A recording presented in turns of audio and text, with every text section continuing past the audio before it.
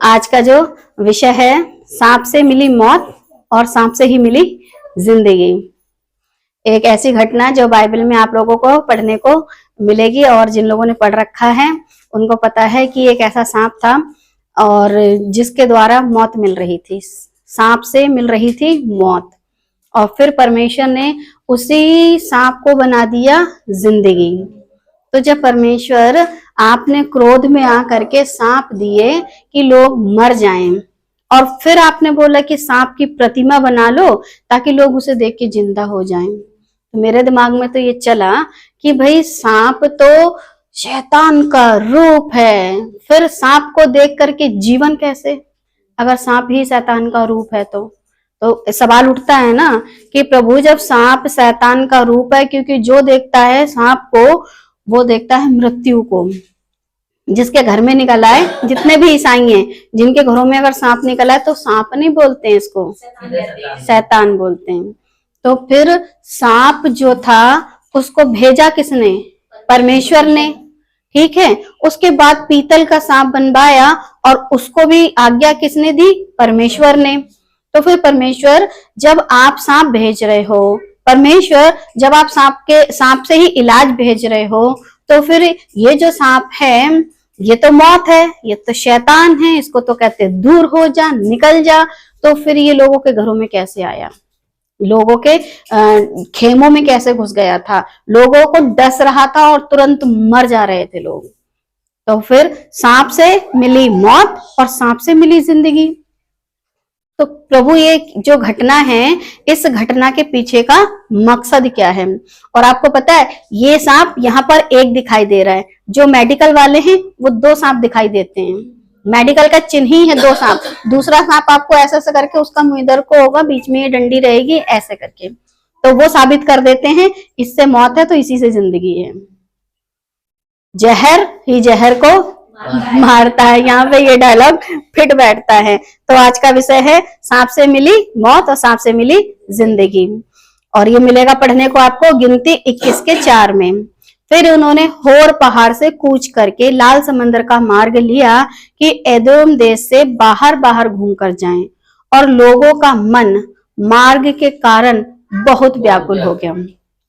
अब समस्या ये थी कि जितने भी लोग मिस्र के देश से, उस गुलामी से जब परमेश्वर ने उनको निकाला था, और जब वो निकल के बाहर आ रहे थे और लाल समंदर का मार्ग ले करके, यानी उसको क्रॉस करके जब ये आगे बढ़े, तो ये जो इनका सफर था 40 दिन का, वो कहते हैं 11 दिन का सफर, 11 दिन का ही है, और इनका बन गया 40 वर्षों का सफर। अच्छा, ये 40 वर्ष इन पर कैसे आए? क्योंकि 40 दिन तक भेदिए जो थे वो भेद लेने गए थे, और इन लोगों ने क्या किया, जब लौट के आए तो कहते वो लोग इतने बड़े बड़े हैं, हम सामर्थी नहीं है, हम उनके सामने छोटे छोटे से हैं, और हमारा ये होगा वो होगा। लोग डरने लगे, रोने लगे, चिल्लाने लगे, और मूसा पर उंगली उठाने लगे और बोलने लगे तू हमें मरने के लिए यहाँ ले आया है। तो फिर प्रभु ने उन 40 दिनों को 40 वर्षों में तब्दील कर दिया, यानी बदल दिया। 40 दिन का उनका जो वहां पर भेदियों का जाना था, उस 40 दिन का एक एक बना दिया पूरा 40 दिन। तो एक दिन कितना वर्ष हो गया? 1 वर्ष। ऐसे करके 40 साल तक कंटिन्यू जंगल में भटकते रहे, और उसके पीछे का कारण वो खुद थे, क्योंकि परमेश्वर पर भरोसा नहीं रखते थे।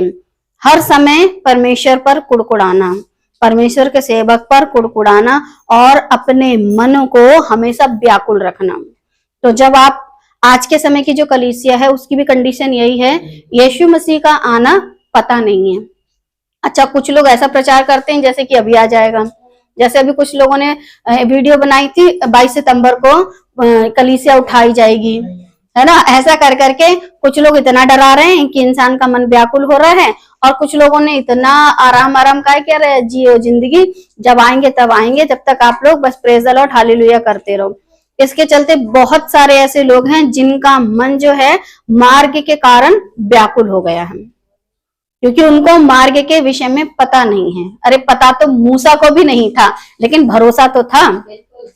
मूसा भी नहीं जानता था कि ये जंगल का सफर कितने दिन का है, जैसे आज मैं प्रचार कर रही हूँ, मुझे भी नहीं मालूम यीशु मसीह का आना कितने टाइम का है, लेकिन ये मालूम है प्रॉमिस किया है तो आएंगे। और जब आएंगे तो अपनी चाल चलन को सुधार के रखो ना। और जब आप अपने चाल को, अपनी चलन को सुधार को रखोगे, सुधारते रहोगे, सुधार के रखोगे, तो जो आपका मन है उसके अंदर व्याकुलता नहीं होगी। कितने ऐसे ईसाई हैं जिनके मन में बाइबल को थोड़ा बहुत पढ़ लेते हैं, प्रार्थना करवा लेते हैं, प्रार्थना करते रहते हैं, दान दक्षिणा देते रहते हैं, लेकिन उनका मन कैसा रहता है? व्याकुल। और उनका जो सफर है वो कंटिन्यू बढ़ता चला जा रहा है, जीवन का सफर। और इस सफर में बहुत सारी गड़बड़ियां आ रही हैं और वही स्टोरी आपको यहाँ पढ़ने को मिलेगी। फिर उन्होंने होर पहाड़ से कूच करके लाल समंदर का मार्ग लिया कि एदोम देश से बाहर बाहर घूमकर जाएं, और लोगों का मन मार्ग के कारण बहुत मोटा हो गया। अब ये घटना जो घटी थी वो आप लोगों के लिए दृष्टांत है, आज के समय के लोगों के लिए दृष्टांत है, और इस दृष्टांत को आपको समझना है। और लोगों का मन मार्ग के कारण बहुत व्याकुल हो गया। अब व्याकुल इसलिए हो गया मार्ग के कारण क्योंकि मार्ग जो था वो उनको समझ ही नहीं आ रहा था। कभी तो वो लगातार एक ही जगह अपने कूच लगे रहते थे, डेरे डाले, कभी क्या करते थे डेरे खड़े हटा लिए हैं, आगे बढ़ जा रहे हैं, कभी रुक जा रहे हैं, ये समझ में नहीं आता था कि क्या करें। और जहां जाते थे वहां दुश्मन तैयार थे, हम अपने राज्य से निकलने नहीं देंगे, हम अपने देश से निकलने नहीं देंगे, देश की सीमा से निकलने नहीं देंगे, जहां जा रहे हैं वहां युद्ध, जहां जा रहे हैं वहां युद्ध, युद्ध करते ही आगे बढ़ते चले जाना है। वैसे 11 दिन का सफर था, चाहता तो परमेश्वर शॉर्टकट में पहुंचा देता, लेकिन जैसी वहां की लड़ाइयां देखते, क्योंकि जाके कब्जा करना था, और अगर वहां कब्जा करते करते सही से कब्जा नहीं कर पाते तो ये लोग क्या करते? भाग के वापस फिर गुलामी में चले जाते। यही आज की कलीसिया, आज के चर्च, आज के लोग है। जैसे ही उन पर सताव, तकलीफें, पीड़ाएं, समस्याएं संसारिक रीति से आती हैं तो फिर वो दोनों तरफ पैर रख लेते हैं, तुम्हें भी खुश कर लेंगे, उन्हें भी खुश कर लेंगे, क्योंकि चर्च गए तो हालेलुया, और चर्च से बाहर निकल के आए तो फिर कैसे हो भैया, सारी चीजें चलती रहती हैं और दोनों काम चलाते हैं और बहुत बढ़िया से चलाते हैं। और ये ईसाई कर रहे हैं। अभी कल परसों था शायद वो त्योहार जिसमें चांद को देख के उम्र लंबी करते, जिसकी खुद की उम्र लंबी नहीं है उससे लंबी उम्र की दुआ मानते हैं। चलो वो मानते हैं तो ठीक है। जिनके पास सुसमाचार या परमेश्वर का वचन नहीं है, वो लोग जो चर्च वाले हैं, ईसाई वाले हैं, वो लंबे लंबे माथे पे सिंदूर लगा करके, हाथों में मेहंदी लगा करके और बाकायदा चांद से अपने पति की लंबी उम्र की दुआएं मांग रहे हैं। और जबकि वही जिनके यहाँ से प्रथा चली है वो खुद कहते हैं परमेश्वर से बड़े हो कि तुम्हारी उम्र बढ़ जाएगी, जब प्रभु चाहे तो मौत मिलेगी, जब प्रभु चाहे तो जिंदगी मिलेगी, चांद सूरज से जिंदगी नहीं बढ़ती इसी की। उन लोग समझ में आ रही है उनको, क्योंकि उनके पास रोशनी वाला वचन नहीं है। लेकिन तुम जो ईसाई, तुम्हें तो शर्म आनी चाहिए अपने ऊपर कि सिंदूर बिंदी लगा करके और खूब बाकायदा मेकअप शेकअप करके पति की लंबी उम्र की दुआएं मांग रहे हो। तुम्हें अपने जीवित परमेश्वर पर भरोसा नहीं है। अब जब भरोसा क्यों नहीं? क्योंकि तुम्हारा मन सफर के कारण कैसा है? व्याकुल। तुम्हें लगता है कोई मिल जाए, कोई हमको सहारा दे दे। गिनती 21 का 5, इसलिए वे परमेश्वर के विरुद्ध बातें करने लगे। तो जिनके मनों में परमेश्वर के प्रति विश्वास नहीं होता वो सबसे पहले तो परमेश्वर को बुरा भला कहते हैं। इतने दिन हो गए प्रार्थना करते हुए, प्रार्थना सुनी नहीं जा रही है, बीमारी नहीं जा रही है, तकलीफें नहीं जा रही है, नौकरी नहीं मिल रही है, बच्चे नहीं हो रहे हैं। ये किसके विरुद्ध बातें करते हैं? परमेश्वर के विरुद्ध। फिर दूसरा, वो जो तुम्हें शिक्षा दे रहा होता है, जैसे कि हम मूसा, तू हमें जंगल में मारने के लिए लेके आया है, लिखा है ना, और मूसा से कहा तुम लोग हमको मिस्र से जंगल में मरने के लिए क्यों ले आए हो? जैसे मिस्र में तो तुम बड़े राजा की तरह जिंदगी जी रहे थे, गुलामी में तो तुम्हारी बड़ी ऐशकी कट रही थी, है? यहाँ ना तो रोटी है और ना पानी है, और हमारे प्राण इस निकम्मी रोटी से दुखित हैं, इस निकम्मी रोटी से दुखित हैं। एक तो जंगल में तुम्हें कुछ अच्छा खाने को दिया जा रहा है और उसको तुम क्या कह रहे हो? निकम्मा। अब ऐसी बातें ये कह रहे हैं, इनका मन पता चल रहा है कितना व्याकुल है। और ऐसे कि आजकल नहीं चलता है, प्रार्थनाएं सुनी नहीं जाती, उपवास का उनको वो नहीं मिलता है, प्रतिफल नहीं मिल रहा है, और घर में, परिवार में, जीवन में, और अगर किसी ने गवाही दे दी, अरे हमारे तो पति की नौकरी लग गई है, वो अमेरिका जा रहे हैं, उनको ये मिल रहा है, उनको वो मिल रहा है, तो पीछे जो 4 लोग खड़े होते हैं, हालेलुया हमें भी मिलेगा, हमें भी मिलेगा। क्यों? क्योंकि परमेश्वर का सेवक कहता है ये वर्ष आपके लिए आशीषों का वर्ष है। और इसी वर्ष में सबसे ज्यादा मुसीबतें आई हैं। कितना झूठ बोलते हो तुम। अभी 2025 जब स्टार्ट हुआ था ना, तो बहुत सारे स्पिरिचुअल फादर ने बहुत तरीके से, स्पिरिचुअल तरीके से समझाया था, कहा था ये वर्ष आपके लिए आशीषों का वर्ष है और इसी वर्ष में भयंकर मुसीबतें। और दुनिया कहने लगी ये वर्ष मुसीबतों का वर्ष है, और ऐसा साल एक बार पहले आया था और एक बार अब आया मुसीबतों का साल। तो जितने सेवकों ने ऐसा प्रचार किया वो सच्चे हैं कि झूठे हैं? अगर वो झूठे हैं तो फिर उनका पिता कौन हुआ? झूठा, शैतान। तो वो जितने भी ऐसी भविष्यवाणियां कर रहे हैं और जो उनकी ऐसी भविष्यवाणियों पर भरोसा कर रहे हैं, वो सारे के सारे कैसे लोग हैं? मन में व्याकुलता रखने वाले, मन में परमेश्वर पर दोष लगाने वाले, मन में परमेश्वर के जीवित वचन को निकम्मा कहने वाले। अब ऐसे ऐसे लोग जो हैं, जो परमेश्वर के वचन को या परमेश्वर का वो जो रोटी उन्हें जंगल में मिल रही थी और आज जो आपको वचन मिल रहा है उसको क्या कह रहे हैं? निकम्मी रोटी से दुखित है। अब ऐसों के साथ होगा क्या? क्या कहते हैं ये लोग? इसलिए वे परमेश्वर के विरुद्ध बातें करने लगे। अब जो परमेश्वर के खिलाफ बातें करेगा उसका होगा क्या? देखो, मनुष्य के खिलाफ चले जाओ, दुश्मनी कर लो, चलेगा, लेकिन परमेश्वर के खिलाफ जाओगे तो क्या होगा? अब जब कोई मनुष्य परमेश्वर के खिलाफ जाता है, विरुद्ध बातें करता है, क्योंकि जब ये घटना को पढ़ा तो उसमें लिखा है कि सांप जो भेजे वो प्रभु ने भेजे। अब प्रभु को कितना क्रोध दिलाया था, इतना गुस्सा कि मौत दे रहा था परमेश्वर। और लोग कहते हैं परमेश्वर प्यार करता है, तो फिर ये काहे नहीं पढ़ लेते हैं?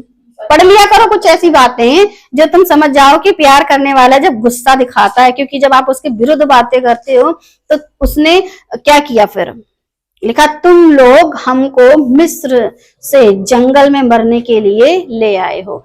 गुलामी इतनी ज्यादा पसंद है, और आज भी मसीही समाज में लोगों को स्वतंत्रता पसंद नहीं है।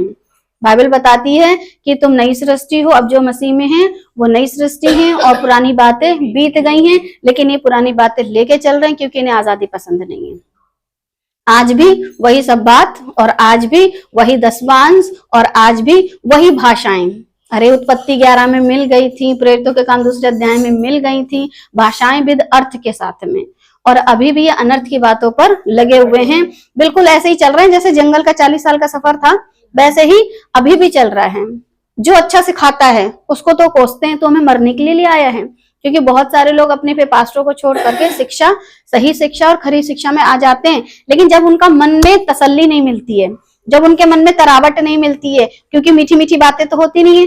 कोई हमसे बोलता है कि सिस्टर जी तबीयत खराब हो रही है, हम कहते अच्छा ठीक है वचन पढ़ो। वचन पढ़ने से क्या होगा? बुखार तो जा नहीं रहा, तो फिर दवाई खाओ। हम तो ऐसे ही बोलते हैं दवाई खाओ। देखो, जो काम बुखार का है दवाई से, वो बचन कोई रोटी तो है नहीं ऐसे तोड़ा और खा लिया। भाई ये कहने की दृष्टांत की बातें हैं, उसको पेज को काट के खाने से पेट में तुम्हारी थोड़ी ना बीमारी चली जाएगी, तो दवाई खाओ। अरे हमारी समस्या नहीं जा रही है, पति हम पे बहुत गुस्सा कर रहे हैं, हमारे घर में ये हो रहा है, हमारे घर में वो हो रहा है, तो जो कुछ हो रहा है उसके लिए विश्वास के साथ वचन पढ़ते रहो बस। और पढ़ने वाले पढ़ते रहो, सुनने वाले सुनते रहो। तो बोलेंगे इससे फायदा क्या होगा? अरे लड़ने की ताकत मिलेगी, और क्या होगा? भाई बीमारी है, तकलीफ है, मुसीबत है, वो तो हर किसी पे आ रही है। उनके पास लड़ने की ताकत नहीं, इसलिए इनका मन व्याकुल है। अब तुम्हारे पास लड़ने की ताकत होगी, मन व्याकुल नहीं होगा, तो तुम जंगल के सफर में भी चैन से जियोगे।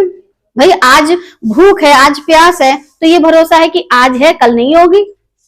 लोग कहते हैं कि जब दुख के दिन, वो सुख के दिन नहीं रहे तो दुख के भी नहीं रहेंगे। तो वो लोग तो किस बात से बोलते हैं? वो लोग आपको शिक्षा देते हो और आप समझ जाते हो, लेकिन जब प्रभु में आ जाते हो तो दुख नहीं होना चाहिए, सुख ही सुख होना चाहिए। तो मिस्र में थे जो जितने भी गुलामी में थे, वो बड़ी ऐशकी काट रहे थे।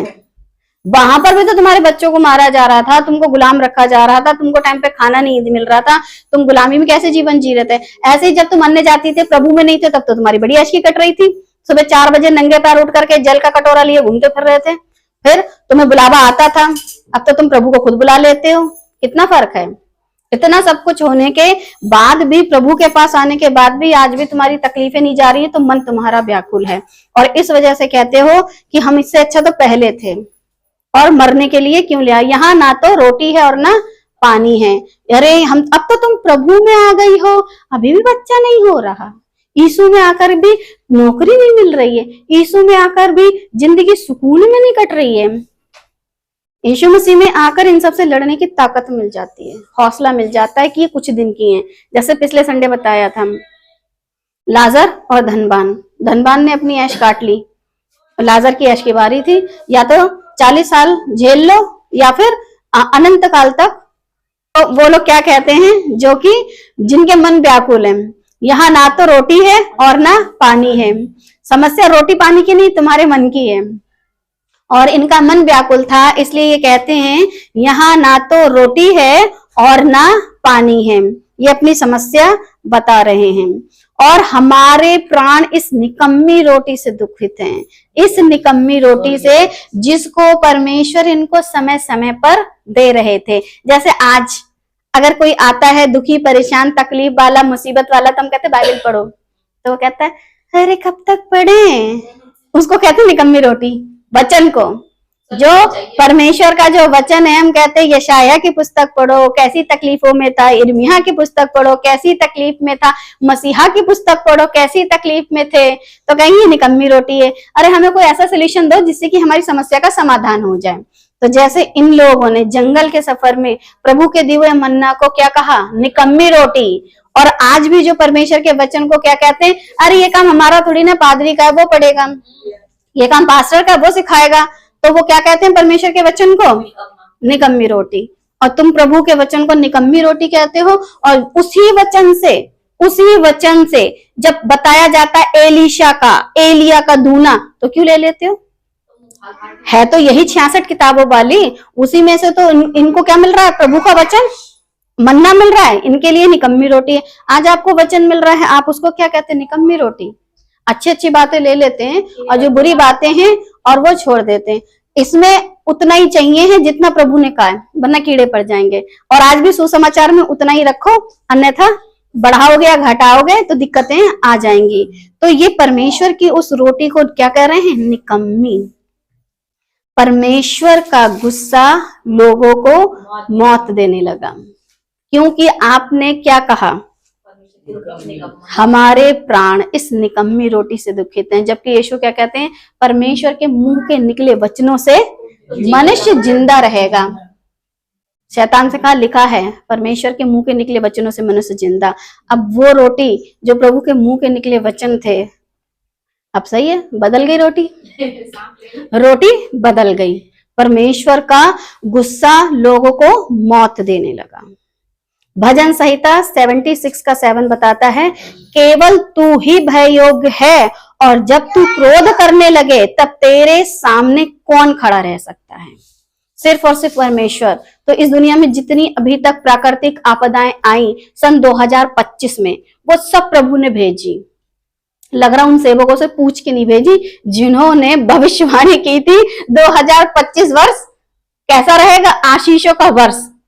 प्रभु ये कैसे आपके सेवक हैं, क्योंकि ये खुद को आपका सेवक कहते हैं, और फिर आप ये सब चीजें भेज रहे थे, इन्हें बताया नहीं। ये लोग तो कहते हैं कि आशीषों का वर्ष है। तो प्रभु ऐसे लोगों को कहता है, मैंने तुमको कभी नहीं जाना ही नहीं है।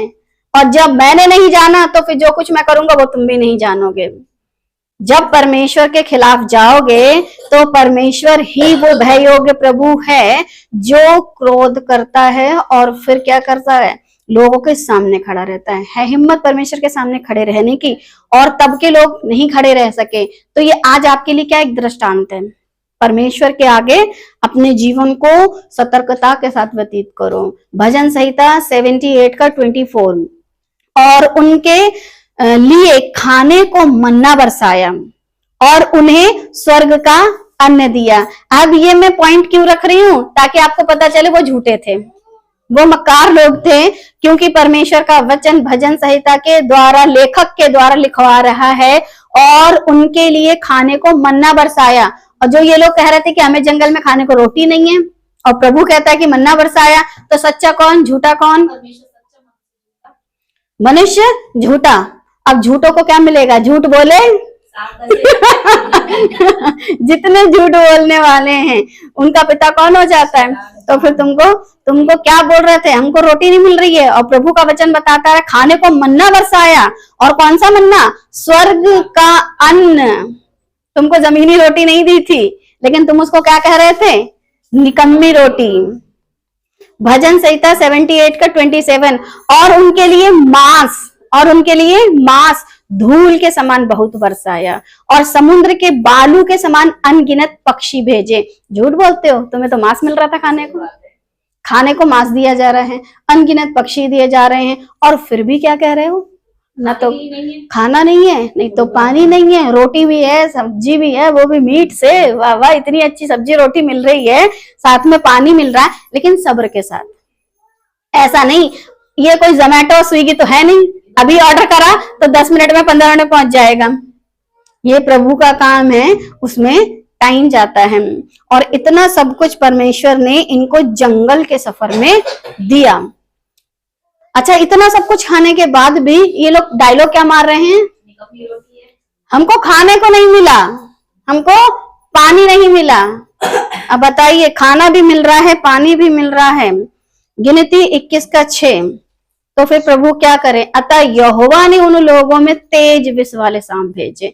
एक तो होता सांप भेजे, एक है तेज विष वाले। फर्स्ट टाइम में काम खत्म, इधर काटा उधर सटका बंदा, ऐसे फुसकार गई और कहानी खत्म। तेज विष वाले सांप भेजे जो उनको डसने लगे, और बहुत से इजरायली मर गए।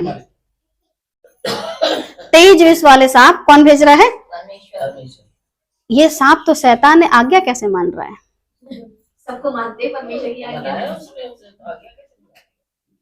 तो ये शैतान तो नहीं हुआ ना फिर?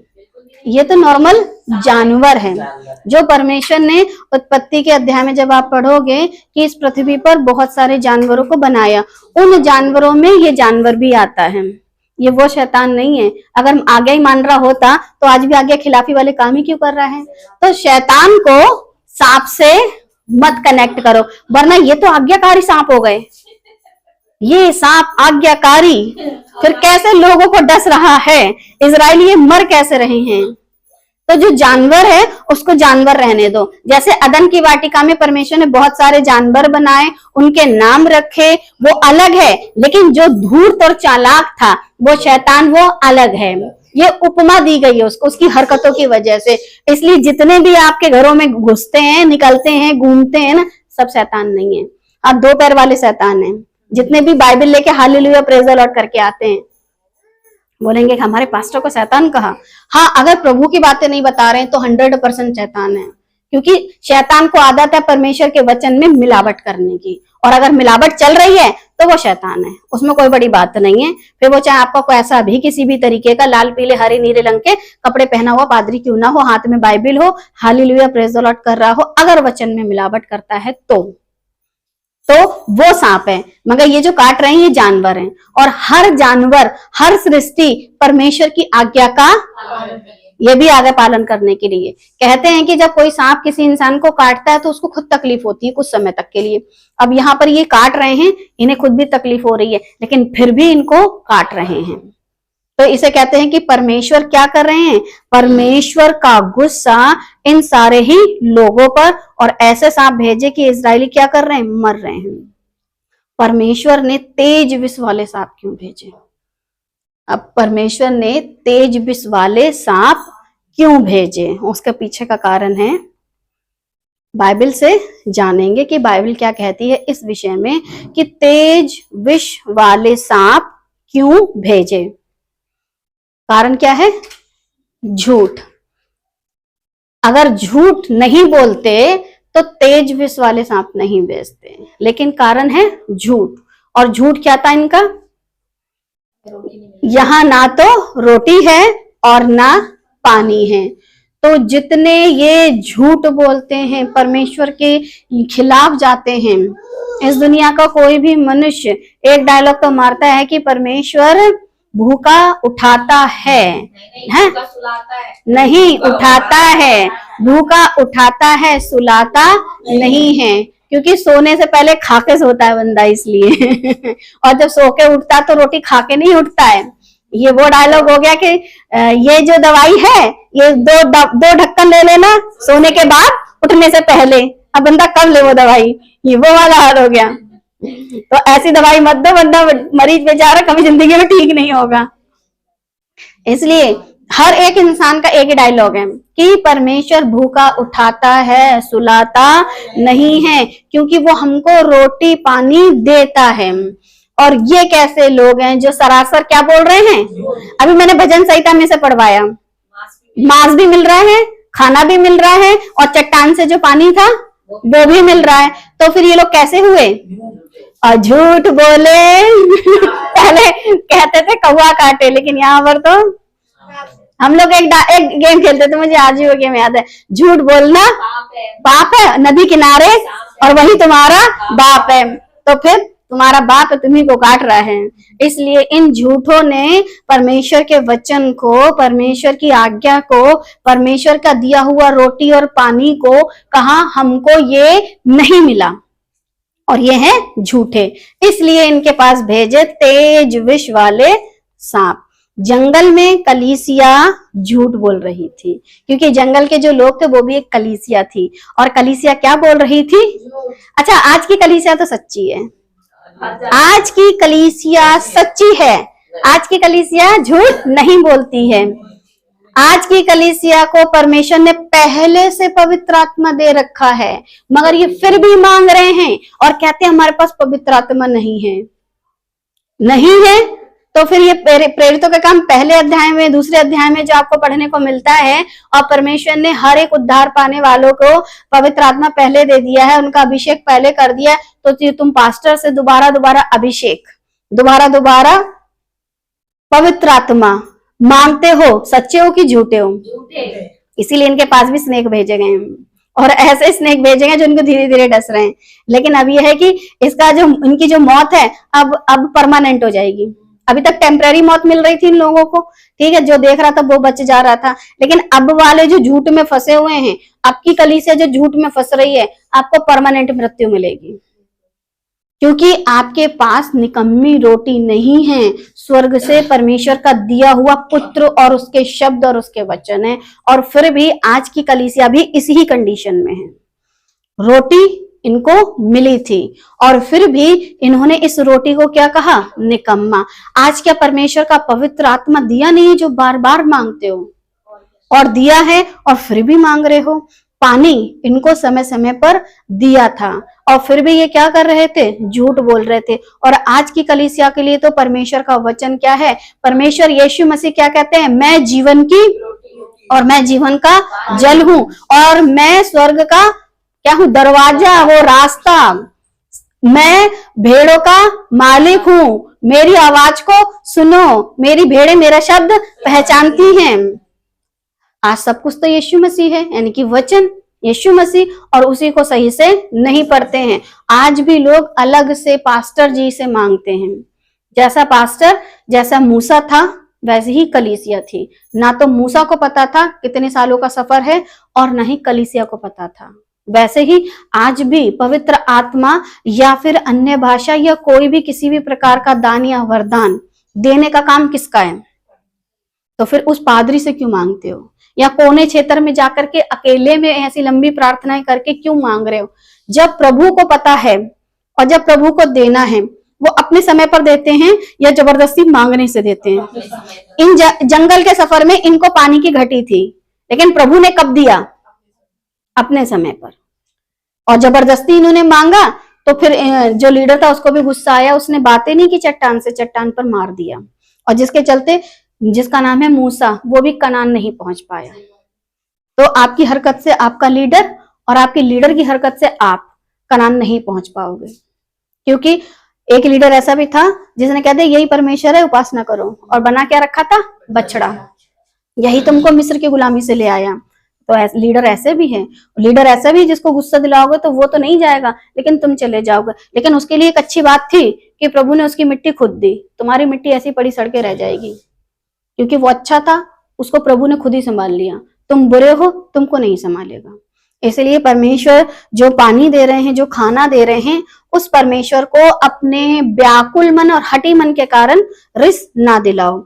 इसी वजह से परमेश्वर यीशु मसीह ने कहा यूहन्ना 8:44 में, तुम अपने पिता शैतान से हो और अपने पिता की लालसाओं को पूरा करना चाहते हो। वह तो आरंभ से हत्यारा और सत्य पर स्थिर ना रहा, क्योंकि सत्य उसमें है ही नहीं। जब वह झूठ बोलता है तो अपने स्वभाव ही से झूठ बोलता है, क्योंकि वह झूठा है, वरन झूठ का पिता है। और कलीसिया जंगल में क्या कर रही थी? झूठ बोल रही थी। और जब झूठ बोल रही थी तो उनका पिता कौन हो गया? और जब वो पिता है तो फिर उसको मारने के लिए तो भेजना पड़ेगा। परमेश्वर का गुस्सा इसलिए क्योंकि तुमको इतना खाना, इतना पीना, इतना बढ़िया सब कुछ मिलने के बावजूद भी तुम्हारे अंदर की जो लालसाएं हैं वो खत्म ही नहीं हो रही थी।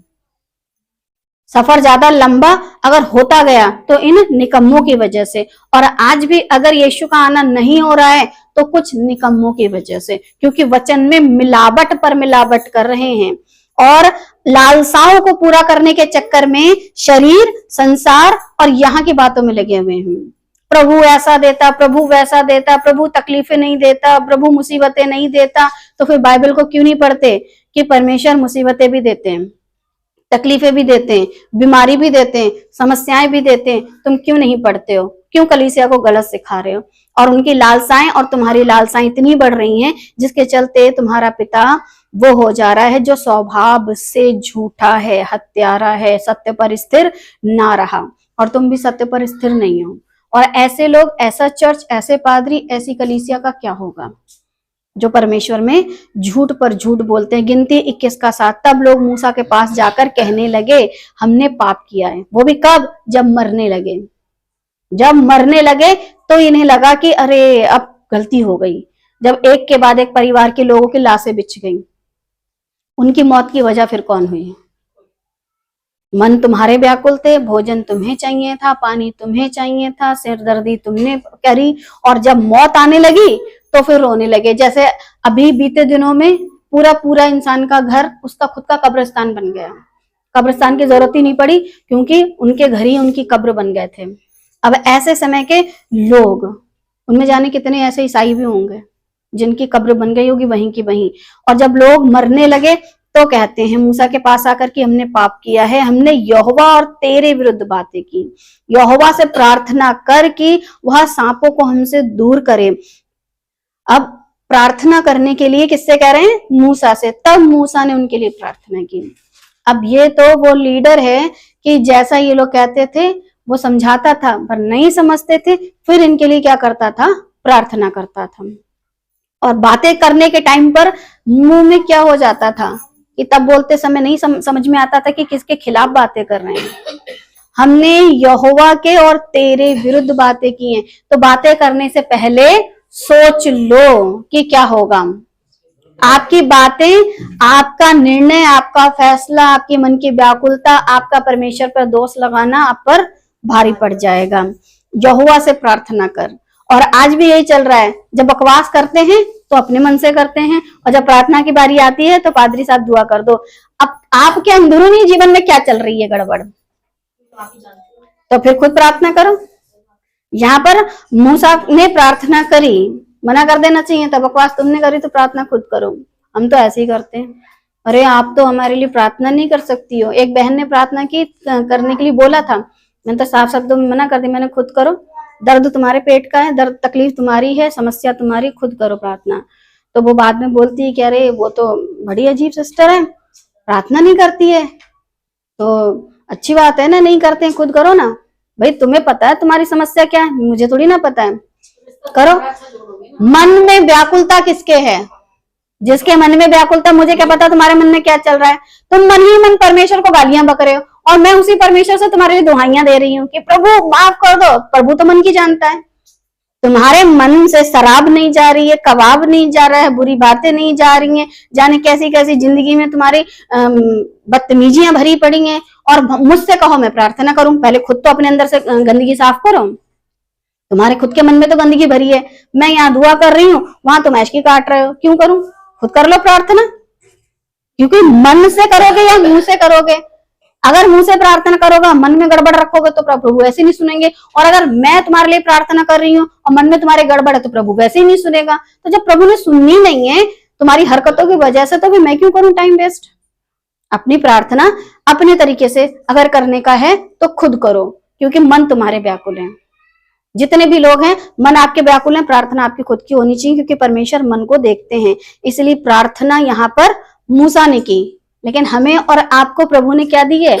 सुइच्छा दी है, हमको स्वतंत्रता दी है। यीशु मसीह में हम अब उस पर्दे का जो फटा हुआ था ना उसके पार, और हम महिमा और परमेश्वर का अनुग्रह हमारे पास।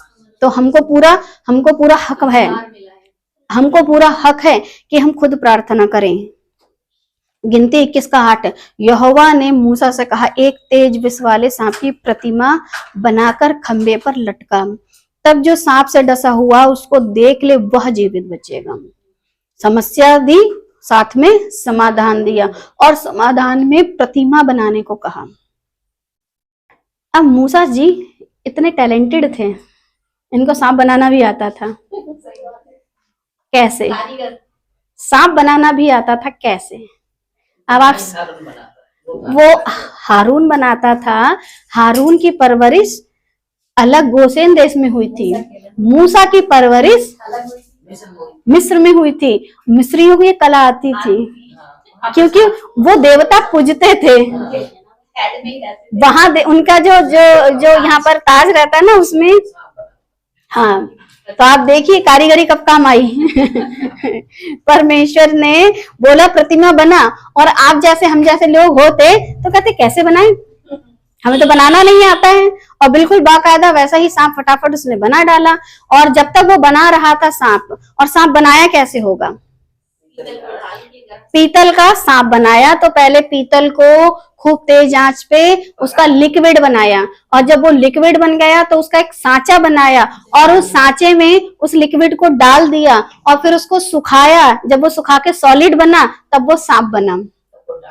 तब वो उसको उस लाठी पे लटका करके ऊंचे पर लटकाया गया, और तब तक काफी सारे लोग टपक गए होंगे, काफी सारे लोग मर गए। क्योंकि अब ये तो प्रभु जाने और वो लोग जाने जो मरे थे, हम तो वहां नहीं थे। लेकिन हम इतना जान सकते हैं कि मूसा कारीगर था, और ढाल करके अच्छे से प्रतिमा को उसने बना लिया।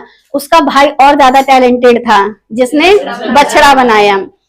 तो ये लोग इतने टैलेंटेड थे, कुछ भी बना सकते थे। और जब इन्होंने ये सब चीजें बनाई तो पहले वाले ने जो बनाया परमेश्वर की आज्ञा के खिलाफ, लेकिन ये दूसरे वाले ने बनाया, छोटे भाई ने, परमेश्वर की आज्ञा के। तो प्रतिमा का मतलब क्या होता है? मूर्ति। सांप की मूर्ति बनाई, और ऐसी मूर्ति बनाई जिसे देख करके लोग बच रहे थे। प्रभु आप तो कहते मूर्ति पूजा मत करना, ये क्या चक्कर है? जो मूर्ति से सांप से डसा हुआ होगा और उसको देख लेगा वो क्या हो जाएगा? जीवित बचेगा। एक तेज विष वाले सांप की प्रतिमा ही क्यों बनाई? अब तो फिर दिमाग में ये उठता है सवाल, तेज विष वाला सांप और उसकी प्रतिमा को क्यों बनाया? सांप का कटा हुआ सांप, और वो भी तेज विष वाला सांप, वो भी प्रतिमा, जबकि परमेश्वर तो मूर्ति वगैरह पसंद नहीं करते, फिर भी बना डाला। समझ में आ रही है? तो बताओ, अच्छा देखें जरा। वो क्या कहते हैं, जैसे उसमें लिखा ना आगे बच्चे में कि जितने उन्होंने इसको देखा ऊंचाई पे वो बचे। तो जैसे इसका ही एक दृष्टांत लेके कि यीशु मसीह भी ऐसी ऊंचाई पे चढ़ाए जाएंगे। बस इतना ही है, इतना तो सबको पता है। हाँ। ये तो सबको पता है, आगे भी देखो। जैसे ये सांप मौत दे रहा है, हाँ ना, इतना तो सबको पता है, और इतना प्रचार सब कर चुके हैं। कहानी में अभी बहुत कुछ बाकी है। गिनती 21 का 9, अतः मूसा ने पीतल का एक सांप बनवाकर खंबे पर लटकाया, तब सांप के डसे हुओं में से जिसने उस पीतल के सांप की ओर देखा वह जीवित बच गया। तो परमेश्वर के द्वारा पीतल का सांप मूसा ने बनाया और उसको खंबे पर लटकाया, और जब जिसने देखा वो बच गया। अब इसको कनेक्शन जो देते हैं लोग, वो पीतल का एक सांप कुछ इस तरीके से लटकाया गया था, और जब उस सांप को लटकाया गया था तो उसका जो कनेक्शन लोग देते हैं वो ये वाला है कि इसका संबंध यीशु मसीह के साथ।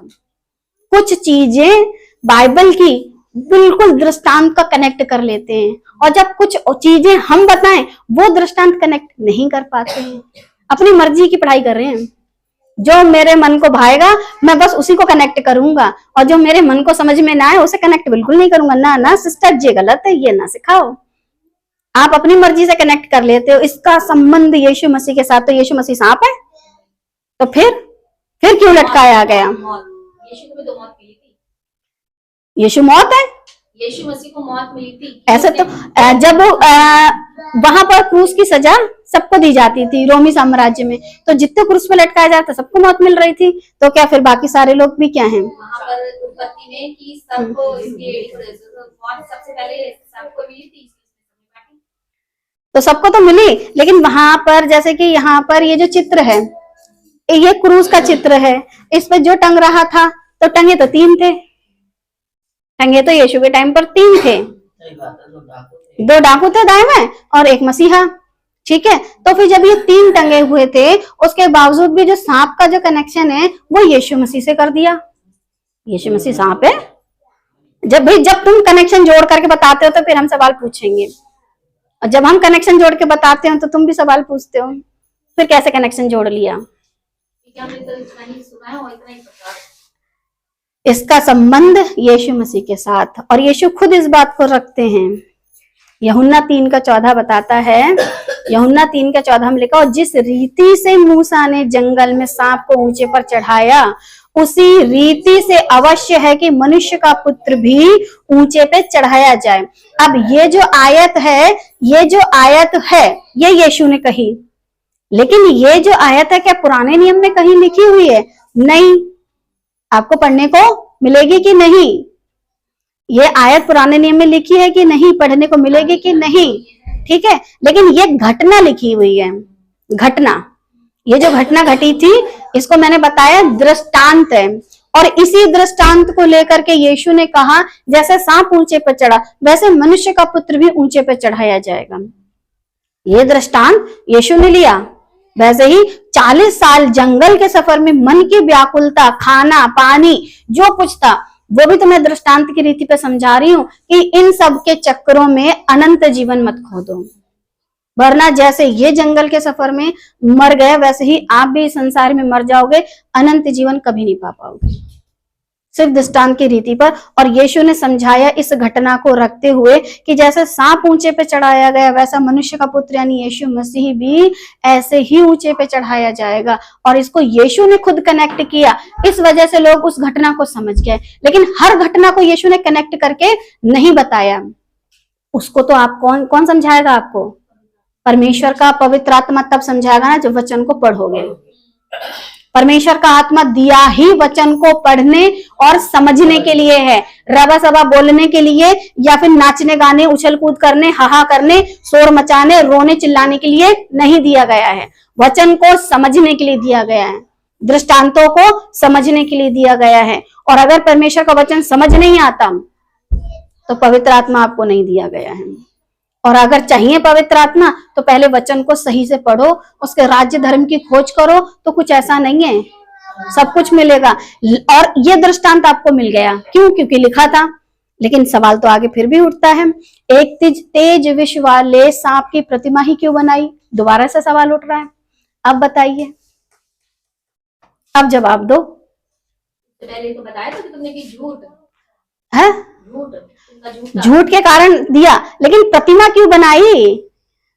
प्रतिमा, चित्र, पोस्टर, आज की तारीख में वैसे तो क्या होता है प्रतिमा का मतलब मूर्ति। क्यों?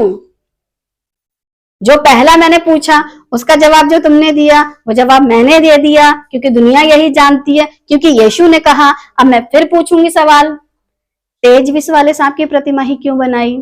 सवाल वापस फिर आता है। ये गोल गोल मत घुमाओ, सवाल का जवाब नहीं है ये। एक तेज विष वाले सांप की प्रतिमा क्यों बनाई? क्या आप जानते हैं ऐसा क्यों हुआ? ऐसा क्यों हुआ था? परमेश्वर तो वैसे ही आइडल वर्शिप से नाराज होते हैं, तो फिर क्यों बनाई? क्यों बनाई? फिर क्यों बनाई? क्या आप जानते हैं ऐसा क्यों हुआ था? जवाब हम देते हैं। मौत का माध्यम भी सांप था। मौत का माध्यम भी सांप, मौत से छुटकारा भी सांप था।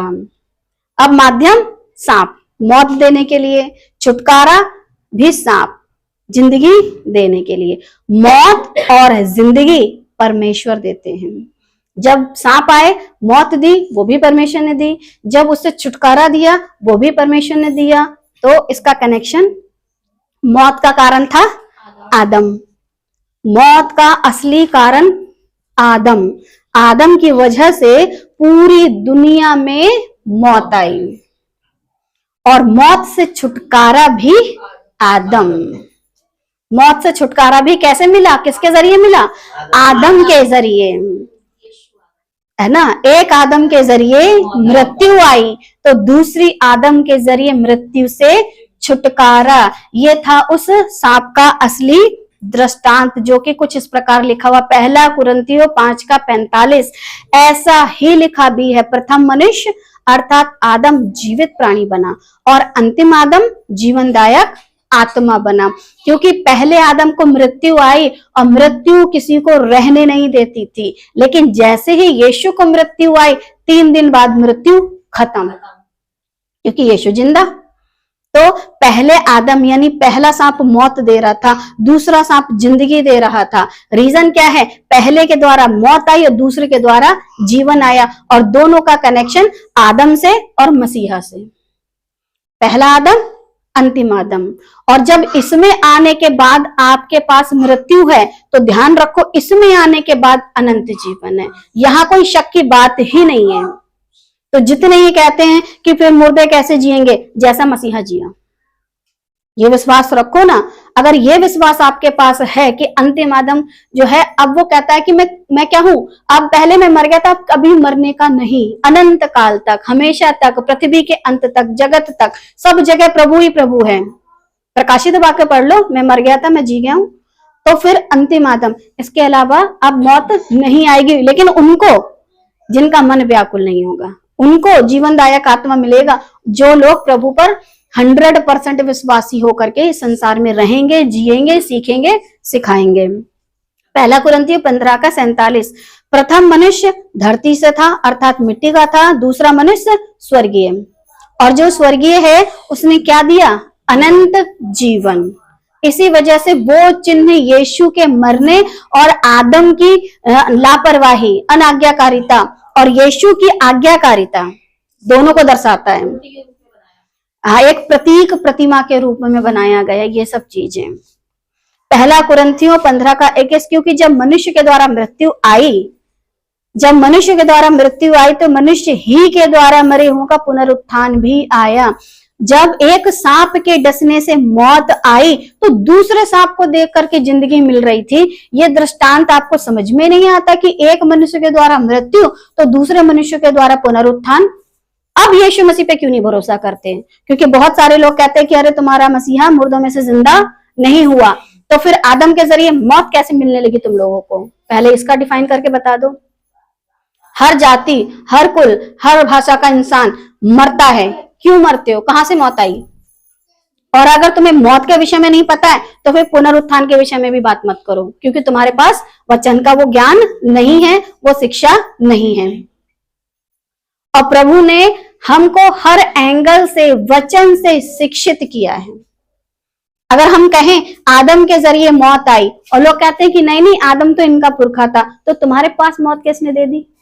गलती तो हमारे बाप ने करी, हमारे आदम बाप ने गलती करी, जिसकी वजह से हमको मौत मिली। फिर खुदा बाप ने हमारी गलतियों को उठा लिया, तो हमें अनंत जीवन यानी पुनरुत्थान मिला। फिर तुम्हें ये जिंदगी, तुम्हें फिर नरक, फिर तुम्हें स्वर्ग क्यों चाहिए?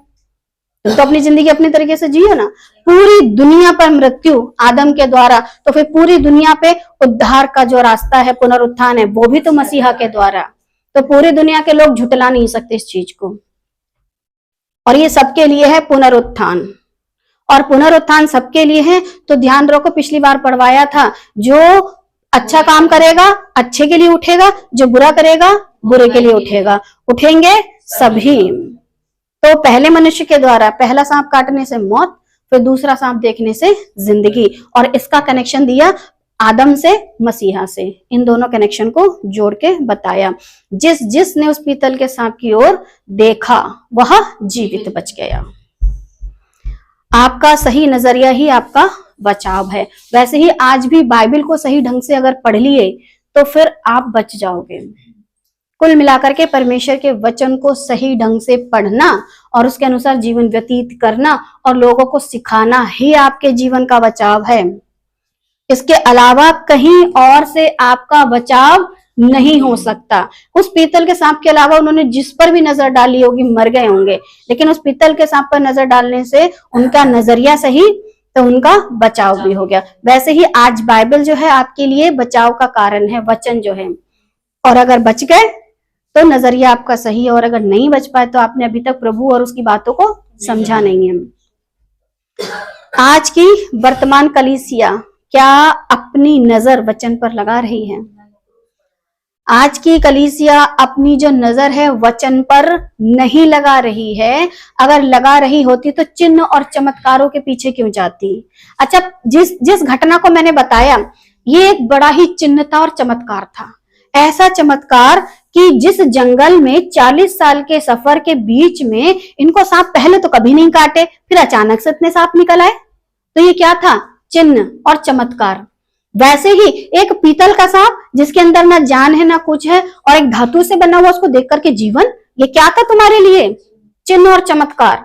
कितना चमत्कार चाहिए? इनको चमत्कार मिला, कलीसिया को तो क्या हुआ? मर गए। आज की कलीसिया चमत्कार के चक्कर में है, और चमत्कार के चक्कर में ध्यान रखो मर तुम भी जाओगे, क्योंकि वचन पर नजर नहीं है। और वचन में मैंने क्रूस क्यों रखी? क्योंकि क्रूस की कथा जरूरी है। 1 कुरिन्थियों 1:18, क्योंकि क्रूस की कथा, कलीसिया की जो नजर है क्रूस पर तो रहती है, लेकिन वचन पर नजर होना, वचन मतलब कथा, क्योंकि क्रूस की कथा नाश होने वालों के लिए मूर्खता है। और हम इतनी देर से जो आपको 2 सांपों का जिक्र बता रहे वो क्रूस की कथा का ही प्रचार कर रहे हैं। ऊंचे पर लटकाया सांप मसीहा, वही क्रूस की कथा, और नाश होने वालों के लिए मूर्खता है, परंतु हम उद्धार पाने वालों के लिए परमेश्वर की सामर्थ्य है। परमेश्वर की सामर्थ्य कब है? जब नजर वहीं पर है। सावधानी हटी नजर हटेगी, एक्सीडेंट हो जाएगा। इसीलिए परमेश्वर का जो वचन है, क्रूस की कथा मेन मायने रखती है। क्रूस नहीं जिसको कान में पहनते हैं, गले में पहनते हैं, हाथ में पहनते हैं और जाने कहां कहां पहन करके अपने आप को ईसाई घोषित कर रहे हैं। क्रूस की कथा याद है कि क्रूस पर चढ़े हुए मसीही और सांप जो पीतल का लटकाएगा, इनका क्या कनेक्शन है? पहले आदम के द्वारा मौत, दूसरे आदम के द्वारा पुनरुत्थान और जीवन, तो दोनों को कनेक्ट करके बताइए आपको क्रूस की कथा। तो जीवन आपका क्रूस की कथा, क्रूस वाले प्रभु की, मौत और जिंदगी वाले प्रभु, गुस्सा और प्यार वाले प्रभु, दोनों एंगल रखिए, तभी आप परमेश्वर के वचन को समझ पाएंगे। सो परमेश्वर आप सभी को बुद्धि दे कि आप प्रभु के वचन को समझें।